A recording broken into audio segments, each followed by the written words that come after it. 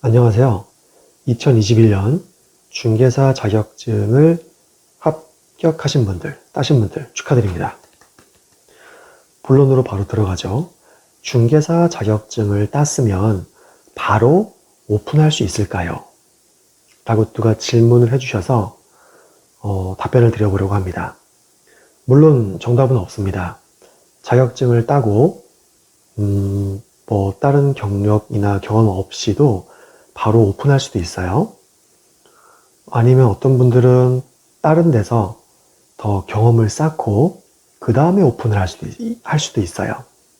정답은 없지만 제 경험에 비추어 보면 자격증을 땄다고 바로 오픈하시는 것보다는 소속 공인중개사, 보통 소공이라고 우리가 부르죠. 소공으로 남의 밑에서 1년이나 2년 정도 배우시는 거를 추천합니다. 왜 그런지 지금부터 설명을 간단히 드려볼게요. 저 같은 경우는 2018년에 중개사 자격증을 따서 19년, 20년, 21년 이렇게 강남에서 삼성동에서 중개사 생활을 했습니다. 소속 공인 중개사로 일을 했고요. 계약도 많이 하고 전세, 월세, 매매, 아파트, 빌라, 오피스텔을 위주로, 주택을 위주로 한 거죠. 빌딩이나 땅 이런 걸 한 건 아니었어요. 상가 사무실도 몇 개 했고요. 어쨌든 이렇게 해봤을 때 첫 번째 드리고 싶은 말씀은 자격증 땄다고 바로 오픈을 하는 게 가능은 하잖아요. 우리가 시험 볼 때 다 배우잖아요. 부동산법에서. 자격증을 따면은 바로 사업자를 내고 가게를 구해서 그 중개사 사무소를 열 수 있지만, 솔직히 말해서 봐봐요, 여러분. 저희가 자격증 딸 때 계약서 쓰는 법 꼼꼼하게 잘 배우나요? 여러분 지금 특약 어떻게 쓰실 거예요? 예를 들어서 다가구, 어떤 다가구에 전세 손님을 들어간다. 어떤 손님이 다가구에 다가구에 전세로 계약한다. 어떤 특약이 들어가야 될까요? 아니면 이쪽 강남에는 그런 패턴이 많은데, 근린생활, 이런 데를 전세로 들어가는 사람도 있어요. 전 별로 추천하지 않습니다만. 근린생활에 전세로 들어갈 때는 어떤 특약을 써야 될까요? 손님이 어떤 위험에 처할 수 있을까요? 아니면 이번에는 강남의 또 여러 가지 형태 중에 하나인 단기 계약. 1년, 2년 계약이 아니고 한 달, 3달만 쓰는 월세 계약도 있어요. 그런 단기 계약을 할 때는 주인이랑 계약을 하는 게 맞을까요? 아니면 단기를 돌리는 회사랑 계약하는 게 맞을까요? 그리고 월세는 누구한테 입금하게 될까요? 단기는. 그리고 단기 쓸 때는 그쪽 부동산에 가서 쓰는 걸까요? 부동산이 아닌 단기 하는 회사에 가서 쓰게 될까요? 아니면 단기 하는 사람을 우리 사무실로 불러야 될까요? 매수가 있다 그러면, 예를 들어 제가 매수라고 합시다. 매수, 사는 사람 쪽이에요. 그러면 부동산 매매 계약서는 이 파는 사람 부동산에서 쓰는 게 맞을까요? 사는 사람 부동산에서 쓰는 게 맞을까요? 이런 것들. 저희가 자격증을 딸 때는 정말 열심히 공부하지만 실무에서 실제로 일어나는 일들을 자격증을 땄다고 해서 다 빠릿빠릿하게 처리하지는 못하더라고요. 계약서 쓰는 법도 잘 모르고요. 특약도 잘 모르고요. 그 지방 혹은 그 지역만의 부동산끼리 지키는 룰 같은 게 있어요. 그런 룰 같은 건 정말 시험에 안 나오니까 더더욱 알 수가 없겠죠. 그래서 1년이나 2년 정도 본인이 가게를 열고 싶은 그 지역에 가서 소공으로 배우기를 추천드리는 겁니다. 그리고 저는 제가 겪은 건 아니지만 들은 게 있는데요. 새로 오픈한 부동산만 노리는 사기꾼도 있다고 해요. 간판이 새 거고 사장님이 좀 젊거나 들어가서 얘기를 한번 해봤을 때, 이 사람은 오픈한 지 얼마 안 됐구나, 그런 느낌이 딱 들면은 그런 중개사를 대상으로 해서 이제 나쁜 사기를 치는 그런 사람들이 있는데, 저 이 얘기 들은 거 있어요. 부산 쪽에 있는 중개사분이 자기가 이런 일을 당했다고 얘기해 주셨던 건데, 신축 빌라 보고 전세 좋다고 여기 계약금을 넣고 가셨대요. 계약금을 한 300, 400 넣고 가셨는데, 그리고 뭐 며칠 있다 연락 줄게요 하던 사람이 전화기가 계속 꺼져 있고 뭐 전혀 연락이 안 됐다고 합니다. 그래서 부동산이 되게 당황스럽잖아요. 아니, 계약을 안 한 것도 아니고 일단 계약금을 넣긴 넣었는데 그것도 다는 게 아니고, 뭐 전세 1억이면은 보통 10% 하니까 1000만 원을 넣어야 계약금이 끝나는데 300만 원만 넣은 거죠, 계약금을. 그 다음에 잠적했어. 연락이 안 돼. 전화기가 계속 꺼져 있어. 이거 어떡할 것인가. 그래서 그 중개사분이 이제 하도 연락이 안 되니까 문자도 보내고 연락 주세요. 이렇게 안 하시면 뭐 계약할 의사가 없는 걸로 간주합니다 해서, 뭐 그 집이 정말 좋았으니까 다른 손님이랑 계약을 했대요. 근데 이제 뭐 몇 달인지 몇 주인지 지나고 나서 그 300만 원 넣은 사람으로부터 연락이 딱 와서 그 집 계약 다시 하겠다. 그래서 무슨 말이냐 손님, 그 연락 지금 주시면 어떡하나, 늦었다. 제가 그때 전화드리고 했는데 왜 안 받으셨어요? 했더니만 그거 어떻게 됐어요? 다른 사람이 계약했죠. 그랬더니만은 계약 해지를 하지 않은 상태에서 이중 계약이다. 뭐 찾아보면은 이 계약을 해지하려면 뭐 계약 위반을 한 사람에게 최고 통지라고 하죠. 최고서를 보내고 뭐 그게 도달했을 때 뭐 이렇게 해야 되는데 뭐 그렇게 하지 않고 해서 뭐 그 사람이 막 뭐 생떼를 쓰고 그랬나 봐요. 그래서 뭐 그럴 때 그런 사람들이 원하는 건 항상 돈이죠, 뭐 돈. 그래서 원래 자기가 냈던 돈 300만 원 돌려받는 거에 뭐 조금 뭐 덧붙여서 돌려받는데 그걸 주인 쪽에서 줄 리가 없죠. 그러다 보니까 뭐 중개사분이 조금 손해를 보고 또 돈을 내주기도 하고, 뭐 이렇게 뭐 이뿐만 아니라 위조신분증 가지고 다니는 사람도 있고, 뭐 그런 얘기 많이 들었잖아요. 자기가 전세나 월세로 들어가 있는 집을, 그렇지, 월세로 들어가 있는 집을 주인 행세하면서 전세로 계약을 해서 자기가 전세금을 받고 잠적하는 사람도 있고, 이러기 때문에 이제 신규 부동산 하시는 분들은 특히 조심해야 된다고 하더라. 그리고 제가 강남에서 이제 처음 일을 시작했을 때 저는 1000에 50 이런 월세, 그 전세도 뭐 한 1억, 1억 5천 이렇게 되게 작은 걸 먼저 대표님이 시키시더라고요. 그 저는 이런 거보다 아파트 뭐 10억 전세, 20억 매매 이런 걸 해야 돈도 되고 뭐 손님 보는 눈도 키우고, 하여튼 저는 아파트를 하러 강남에 왔다 했는데 이제 이런 얘기가 있었죠. 이런 얘기를 하셨었죠. 중개사고란 게 있습니다. 지금이야 모든 게 다 책에서 배운 대로 될 거라고 생각을 하고, 계약을 하면은 이제 집주인과 세입자가 뭐 얘기도 잘 하고 돈도 정해진 때에 딱딱 주고 이렇게 할 거라고 생각할 수 있지만, 실제로는 서로 얘기를 같은 자리에서 했는데도 막상 나중 되면은 서로 다르게 기억을 하고 있고, 내가 분명히 관리비 50만 원이라고 했잖아. 언제 그랬어요? 관리비 50만 원이라고 얘기 안 했잖아요. 뭐 이렇게 얘기를 하고, 뭐 날짜를 계약서에는 15일로 썼지만 네가 더 빨리 들어온다며. 여기는 계약서대로 썼으면 그만이지, 내가 빨리 들어간다고 얘기만 했지 뭐 정말 그렇게 한다고 한 건 아니었잖아요. 뭐 이렇게 말이 다 틀리고, 아니면 주기로 한 날짜에 돈을 안 주고, 온갖 별의별 사항이 다 발생하는데 그게 바로 중개사고입니다. 그 중개사고는 반드시 일어나게 돼 있는데 그게 1000에 50일 때 일어나면 최악의 경우 중개사가 막을 수 있어요. 자기 돈을 내서요. 그런 일은 없어야 되겠지만, 예를 들어서 뭐 1000에 50을 했는데 뭐 보증금 뭐 어떤 식으로든 뭐 둘이 싸웠어. 근데 그 불똥이 중개사에게 튀어서 중개사가 일말의 책임의 소지가 있다. 중개사도 책임이 아주 없진 않다. 그래서 집주인은 보증금 못 돌려준다. 세입자는 보증금 빨리 달라. 이렇게 됐을 때, 그래요. 그런 일이 일어나서는 안 되지만 혹시라도 일어났다 한다면 1000에 50이잖아요. 1000에 50. 뭐 월세 안 내면 그만이고 1000만 원. 천만 원이 문제인 거잖아요. 만약에 이게 정말 문제가 된다면 최악의 경우 천만 원 정도는 제가 어떻게든 뭐 물어낼 수 있겠죠. 눈물을 머금고 물어낼 수 있는 금액, 천만 원.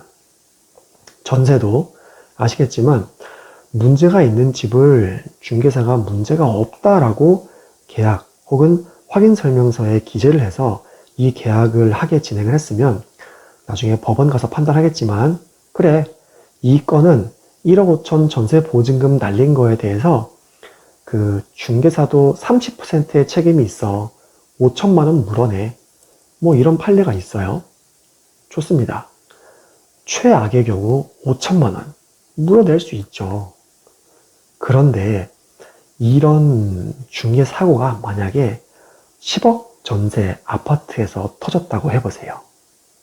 30% 물어낸다고 한다고 해보세요. 10억 전세금을 날렸는데 중개사가 잘못했어. 30% 물어내. 10억에 30% 물어내면 얼마죠? 3억이에요. 3억. 3억. 물론 제가 처음에 얘기했던 1,000만 원, 5천만 원 물어내는 것도 진짜 큰 금액이고요. 그런 일 거의 없어요. 하지만 최악의 경우에는 그 정도 금액이라면 내가 그래도 내 인생이 다 망가질 정도의 금액은 아니잖아요. 1,000만 원, 5천만 원이라면 큰 돈이지만 그래도 울며 불며 겨자 먹기로 뭐 하고 갚고 아니면 보상을 하고 나중에 뭐 구상권을 청구한다거나 뭐 어떻게든 할 수 있는 금액일 텐데 3억 아니면 정말 뭐 20억 아파트 매매했는데 뭐 어떤 일이 생겨서 거기에 3억을 배상해, 뭐 30%를 배상해라, 40%를 배상해라 이래버리면은 그때는 인생이 망가지는 금액인 거죠. 3억, 뭐 6억 이럴 텐데 심하면은 뭐 8억, 10억 물어내라 이럴 텐데 그래서 처음부터 개공을 하기보다는 소속 공인 중개사로 들어가서 뭐 다양한 진상과 다양한 중개사고를 먼저 겪어보고 거기에서 아이디어와 팁, 진상을 구별하는 그런 눈썰미, 사고가 일어났을 때 대처하는 노하우 이런 것들을 좀 배우고 그 다음에 개업을 하시거나 그 다음에 이제 비싼 아파트 계약을 하는 것 이게 좀 더 현명한 중개사 자격증 활용법이 아닌가라고 생각을 해서 이렇게 말씀드리게 되었습니다. 실제로 이제 저도 그 공부할 때는 내가 되게 뭐 지금도 그렇게 생각합니다만 난 똑똑해, 난 다 알아, 어떤 문제가 터져도 난 다 할 수 있어 라고 생각했지만 한 가지 딱 사례만 말씀드리고 오늘 마무리할게요.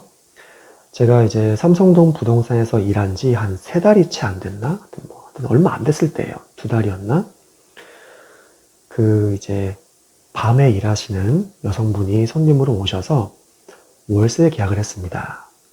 뭐 평범한 계약이었어요. 뭐 1,050인가 1,060만 원으로 도시형 생활주택 역삼동에 있는 이름도 제가 잊을 수 없습니다. 정말 그 떠오르기만 해도 진절이 나는 그 이름인데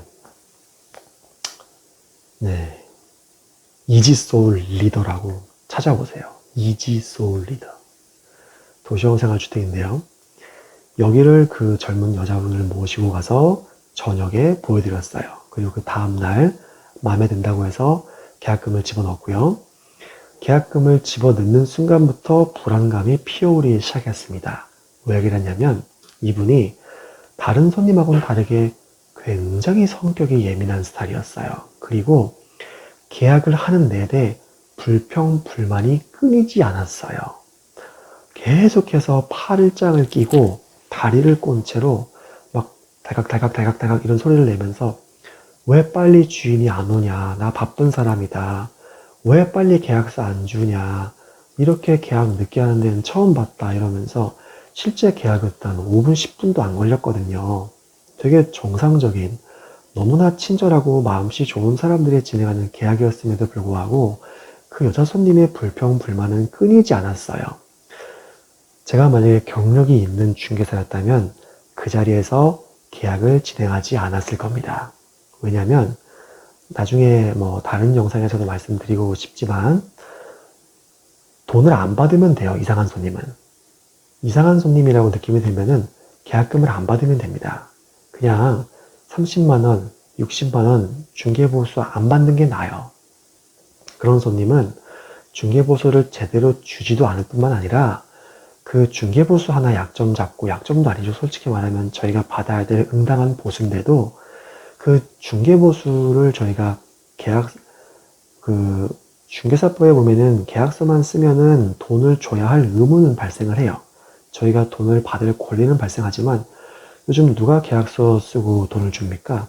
다 잔금 치르고 자기가 이사할 집에 다 들어가고 나서 그 다음에 돈을 막 주려고 하잖아요. 그렇죠? 그러니까 그거 하나 잡아가지고 중개사를 아주 피를 말립니다. 달달달 볶아요. 그런 손님은. 그래서 제가 경력이 있는 중개사였다면 그 자리에서 손님, 그러면 계약하지 마시고 다른 부동산에 가셔서 더 좋은 집 한번 구해보시기 바랍니다. 아유, 감사합니다. 라고 했을 거예요.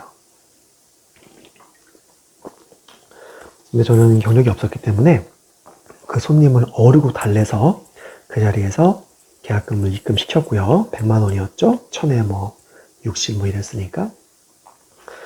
그리고 잔금일이 됐습니다. 잔금일이 됐는데 손님이 전화를 안 받아요. 토요일이었는데 아침 10시, 11시, 12시가 되고 점심시간이 지나도 전화를 안 받아요. 이미 이제 이사를 들어갈 집주인이 그 기존 세입자를 내보내려면 보통은 집주인이 새로 들어올 사람부터 돈을 받죠. 예, 새로 들어올 사람부터 돈을 딱 받아서 집주인이 이 돈을 나갈 사람한테 전달을 해주죠. 뭐 1000만원이든 2000만원이든 보통 그렇게 하는 게 이게 관행인데 돈을 줄 사람이 연락이 안 되니까 집주인이 일단 뭐 1000만원 정도는 자기가 돈을 해서 기존에 있던 사람을 내보냈습니다. 그리고 기다리고 있었어요.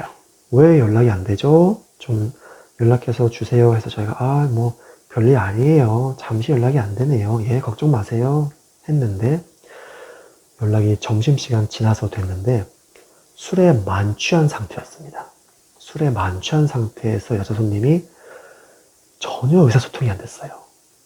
손님, 오늘이 잔금일이고 900만 원과 월세를 입금하셔야 됩니다. 960을 이 계좌로 빨리 넣으시고 연락 주세요 해야 되는데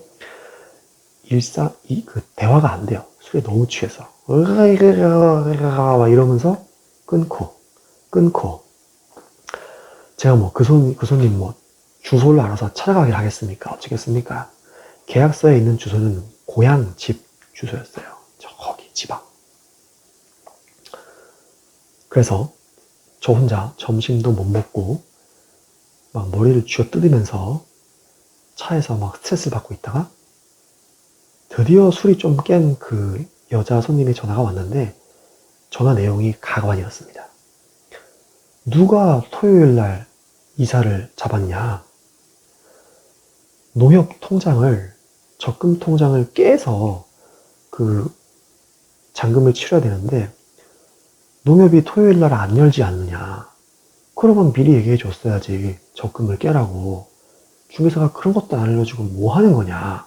중개보수를 내가 대체 왜 주냐? 그런 것도 안 알려주는데. 나 오늘 잔금 못 치르고, 그 토요일 날 이렇게 이사하게 된 것도 되게 화가 나고, 아니, 제가 토요일 날 이사라고 했나요? 자기가 정한 거예요, 자기가. 자기가 정한 거예요. 그날 이사하겠다고.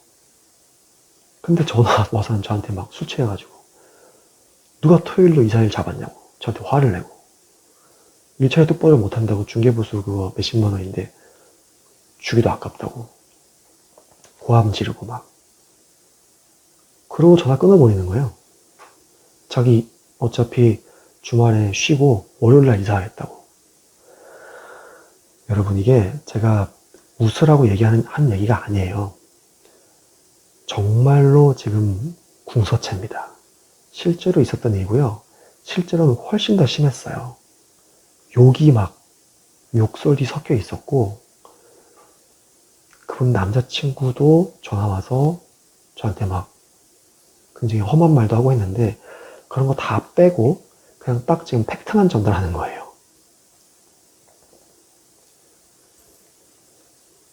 제가 저희 대표님한테 얘기했더니만 제 대표님도 큰일 난 걸 안 거죠. 그래서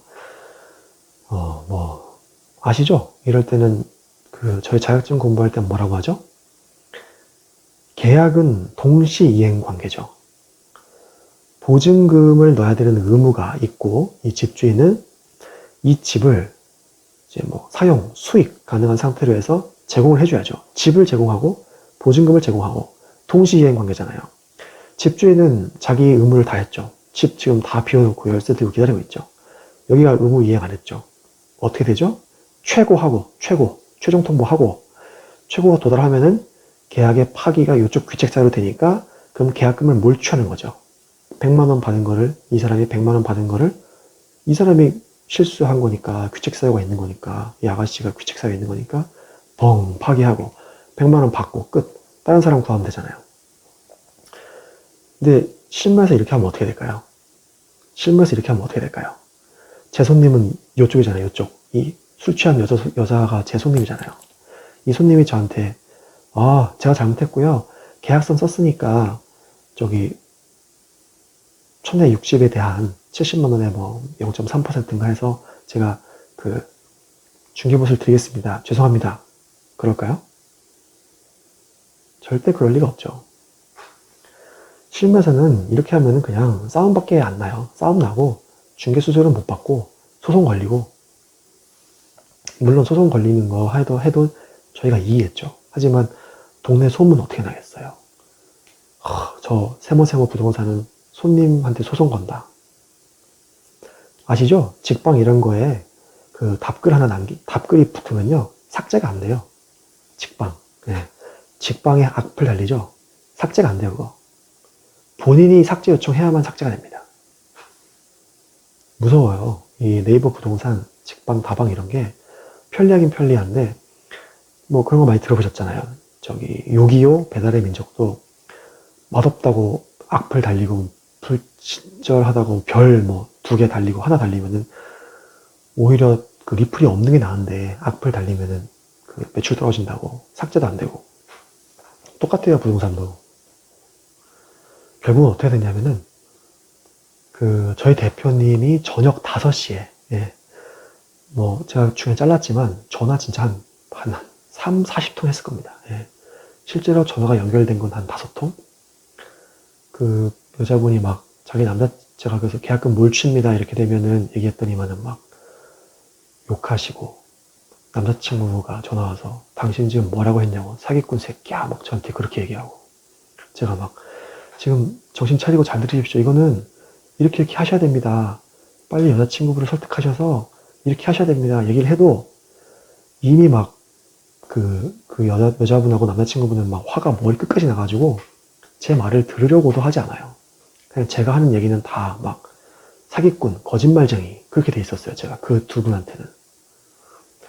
저희 대표님이 저녁 5시에 겨우겨우 그분들하고 연락돼서 설득해서 이사갈 집 앞 편의점에서 만나서 커피 사주면서 제가 거기서 나쁜 놈이 될 수밖에 없었어요. 그냥 대표님이 정말 죄송한데 저보고 그냥 앞에서 정말 미안한 척 한 번만 해달라고. 제가 가서 제가 일을 잘 못해서 그렇습니다 이렇게 하고 있으니까 대표님이 죄송하다고, 저희 직원분이 입사한 지가 얼마 안 돼서 이런 일을 잘 처리하지 못했다, 미안하다 얘기하고, 그 여자분이 팔짱 딱 끼고 마음 같아서는 여기서 무릎 꿇으라고 하고 싶은데 그렇게까지는 못하겠고 미안하다고 하시죠. 제가 미안하다고 하고 죄송하다고 하고, 네, 그리고 중개수수료 받았어요. 그 자리에서. 네, 여러분 겁주려고 이런 얘기 하는 것도 아니고요. 중개사가 위험하다라고 얘기하려고 하는 것도 아니에요. 제가 중개사를 하면서 초반에 저한테 좀 많이 초반에 겪었던 일이라서 저한테 선명한 기억으로 남아있어서 이걸 이제 간단하게 좀 전달드리고 싶었고요. 그냥 오픈하게 되면은 이런 일을 처리할 때 사실 좀 이제 스트레스 많이 받을 것 같아요. 그나마 저도 저 혼자였으면 이제 굉장히 좀 스트레스 많이 받고 뭐 어떤 식으로든 해결했겠지만 좀 부드럽지 못했겠죠. 근데 이제 대표님이 어쨌든 연차가 좀 오래 되셨으니까 대표님이 나서서 아, 이럴 때는 이렇게 하는 게 좋겠습니다 해서 이제 부드럽게 해결한 게 그게 부드럽게 해결한 거였어요. 그래서 여러분, 정답은 없습니다. 저는 실력이 모자라고 융통성이 없었기 때문에 처음에 오픈을 했으면 많이 힘들었을 텐데 이제 소공으로 일을 해보니 그런 걸 배울 수 있어서 나중에 창업이나 이제 개업을 할 때 훨씬 도움이 될 것 같았다 라는 생각이 들었던 거고요. 저보다 뛰어나신 분이라거나 이제 결단력 있으신 분도 분명히 많으실 거란 말이죠.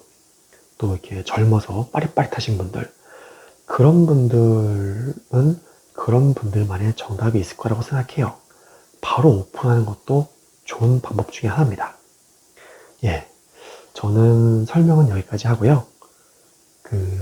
이 영상이 중개사를 준비하시는 분들, 그러니까 개공 혹은 소공을 준비하시는 분들께 조금이라도 도움이 됐으면 치우치고 좋겠다는 생각을 하면서 오늘은 여기서 마무리하도록 하겠습니다. 마지막 에피소드가 너무 좀 이렇게 상처받는 에피소드를 해서 여러분들이 이렇게 괜히 좀 다운될까 걱정이 되는데요. 좋은 에피소드도 많아요. 예, 정말 중계하다 보면은 정말 착한 분도 많이 만났고요. 저도 만나서 얘기하다 보면은 계약을 안 했음에도 불구하고 너무 인간적으로 잘해주시고 또 칭찬도 해주시고 인정도 해주시고 이런 손님도 많았기 때문에 좋은 기억이 훨씬 많습니다. 네, 그러니까 여러분 중개사는 결코 뭐 지옥에서 온 직업이 아니에요. 중개사는 스트레스 받아서 암 걸리는 그런 직업이 아니에요. 그냥 자기의 능력에 따라서 수입을 올릴 수 있는 그런 좋은 직업입니다. 네, 여기까지 하겠습니다. 감사합니다. 또 봐요. 안녕.